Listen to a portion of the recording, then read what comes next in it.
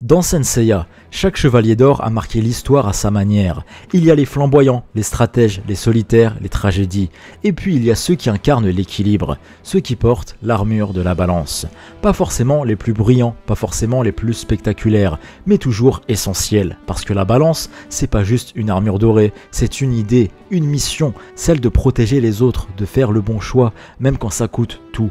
Et à travers les âges, ils ont été plusieurs à porter ce fardeau sacré, pas seulement dans la série originale, mais aussi dans des œuvres qu'on dit entre guillemets non canon, et qu'on aime pourtant de tout notre cœur, parce qu'on s'en fout en fait du canon. Omega, Lost Canvas, Next Dimension, peu importe les étiquettes, ce sont des chefs-d'œuvre, chacun à leur manière, des façons différentes de raconter la même légende. Et à chaque fois, la constellation de la balance y est exploitée avec une beauté rare, presque sacrée. Aujourd'hui, on va parler de 3 porteurs de cette armure mythique, 3 destins liés par le poids de la justice, 3 hommes qui, chacun à leur manière, ont tout donné pour défendre l'équilibre du monde.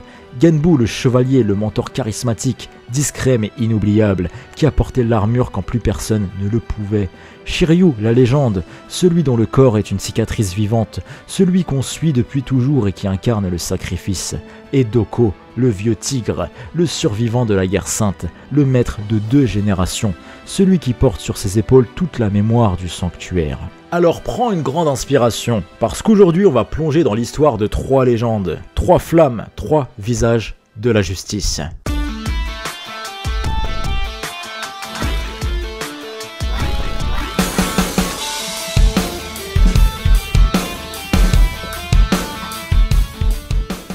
Quand Genbu débarque dans Saint Seiya Omega, on ne sait pas trop qui il est. Calme, distant, presque impassible. Et pourtant, il y a un truc qui se dégage, direct. Une aura, une prestance, une maîtrise. En fait, il n'a pas besoin de se présenter, son cosmos parle pour lui. Et quand on apprend plus tard qu'il a été lui aussi disciple de Doko, tout s'éclaire. Genbu, c'est pas juste un remplaçant de fortune, c'est un héritier légitime, un chevalier d'or formé à la dure, dans la lignée de la droiture et de la sagesse de son maître. S'il porte l'armure de la balance, c'est parce qu'à ce moment-là, Shiryu, l'élu naturel on va dire, est entre guillemets blessé, incapable de se battre, rongé par les séquelles de son combat contre Mars. Il est donc impossible pour lui de brandir une armure. Alors Genbu prend le relais, naturellement. Il n'a pas cherché la gloire, il n'a pas crié son nom, il s'est juste levé, et il a fait ce qu'il fallait faire, défendre les plus jeunes, protéger les innocents et incarner la justice à sa manière. Dans l'arc du sanctuaire, il aide les nouveaux chevaliers de bronze face à Tokisada, le chevalier d'or du Verseau. Et franchement, ce combat, c'est une masterclass.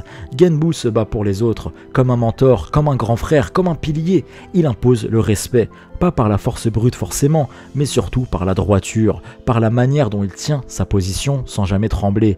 Il est déjà dans un rôle de guide, de transmission.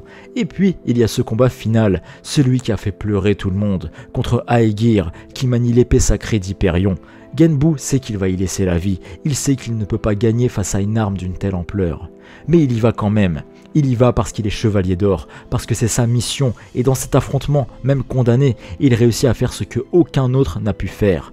Endommager une arme divine. Il n'a pas gagné, non, mais il a tenu jusqu'au bout. Il a donné sa vie pour les autres, et ce jour-là, c'est toute l'âme de la balance qui s'est exprimée à travers lui. Genbu, c'est un pilier silencieux, un mentor discret. Il est resté droit quand tout vacillait. Il a soutenu les plus jeunes, il a aidé sans rien attendre en retour. Et s'il n'était pas mort, il aurait pu rester le chevalier de la balance jusqu'à la fin. Mais son départ a ouvert la voie, comme un passage de témoin. Après lui, c'est Shiryu qui reprend l'armure. Et ça se fait naturellement parce que Genbu a tenu la maison, a préservé l'héritage, a fait honneur à Doko son maître, jusqu'au dernier souffle. Alors oui, Genbu n'est peut-être pas le plus connu, mais il est quand même de ceux qu'on n'oublie jamais, parce qu'il a été là quand on avait besoin de lui, et qu'il a fait ce que font les vrais chevaliers. Il a veillé, il a protégé, et il est tombé en héros. Shiryu, c'est un petit peu le cœur battant de Saint Seiya. Il parle peu, il ne cherche jamais à briller, mais à chaque fois qu'il entre en scène, le silence se fait.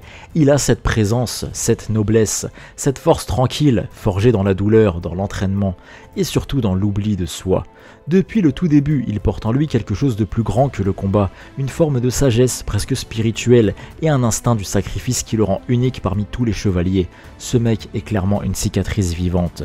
Shiryu, c'est celui qui n'a jamais hésité à se sacrifier pour pour les autres. Il s'est crevé les yeux face à Algol pour sauver ses frères. Il a offert son sang pour réparer l'armure de Pégase, sans jamais attendre quoi que ce soit en retour. Chez lui, le sacrifice n'est pas un acte héroïque, c'est une évidence, une manière d'aimer, de protéger, de croire en l'autre, coûte que coûte. Et dans les moments les plus critiques, il endosse l'armure de la balance, comme si elle l'avait toujours attendu, comme un présage, comme une évidence. À chaque fois qu'il la revêt, c'est pour sauver les autres. Et à chaque fois, c'est crédible. L'armure le reconnaît, comme si elle savait que ce garçon-là allait un jour devenir son porteur légitime. Et ce jour est arrivé. Dans Saint-Seiya Omega, après le sacrifice de Genbu, c'est tout naturellement que Shiryu reprend l'armure de la balance. Il ne la prend pas en fait, elle revient à lui, comme si elle rentrait à la maison. Et avec elle, il brille, il livre des combats dantesques, prouve à chaque fois qu'il est digne de ce rôle, digne de la lignée de Doko. Il ne combat pas pour l'honneur ni pour la victoire, il combat pour protéger, pour guider, pour transmettre, comme son maître avant lui, comme Genbu aussi avant lui.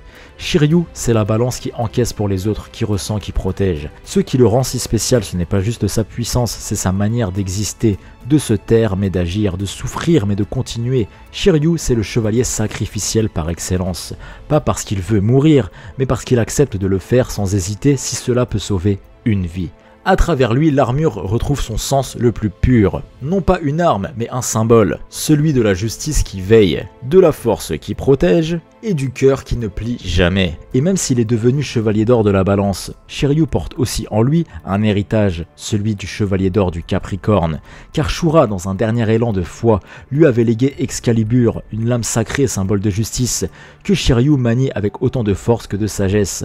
Le gars au final incarne à lui seul deux constellations, deux philosophies, deux formes d'honneur. Il a les pouvoirs du chevalier d'or de la balance et du chevalier d'or du Capricorne. Il est trop chaud et pourtant il reste humble, fidèle, toujours prêt à tout donner. Ah, Doko, c'est THE chevalier d'or de la balance. On l'a connu comme un vieil homme minuscule assis sur son rocher au bord d'une cascade, immobile. On le croirait inoffensif, presque effacé. Mais en réalité, il est le dernier rempart, l'unique survivant de la précédente guerre sainte, un homme qui porte dans ses yeux la mémoire des siècles, et dans son cœur la douleur de tous les sacrifices passés. Dans l'œuvre originale, Doko est le grand maître silencieux, celui qui a formé Shiryu sans jamais hausser le ton, celui qui observe, conseille, teste, mais surtout celui qui veille. Depuis 243 ans, il est resté là, seul, figé dans le temps, pour garder le sceau de Athéna qui enferme les spectres d'Hadès. Pendant que le monde oubliait, pendant que le sanctuaire se perdait dans ses mensonges, lui est resté fidèle, immobile, inflexible, parce qu'il a reçu le Mésopétamenos, le don divin de Athéna qui ralentit son vieillissement. Il a accepté de vivre éternellement, non par orgueil, mais pour que les prochaines guerres ne surprennent pas l'humanité sans gardien. Et quand la guerre sainte éclate à nouveau, il reprend sa véritable forme, il redevient le chevalier d'or de la balance. Et ce retour, cette résurrection du vieux tigre, c'est l'un des moments les plus puissants de toute la série. On comprend enfin ce qu'il est vraiment, pas seulement un maître, mais un pilier du récit, un roc, le lien entre le passé et le présent, et surtout un modèle de sagesse, de retenue et de puissance contenue.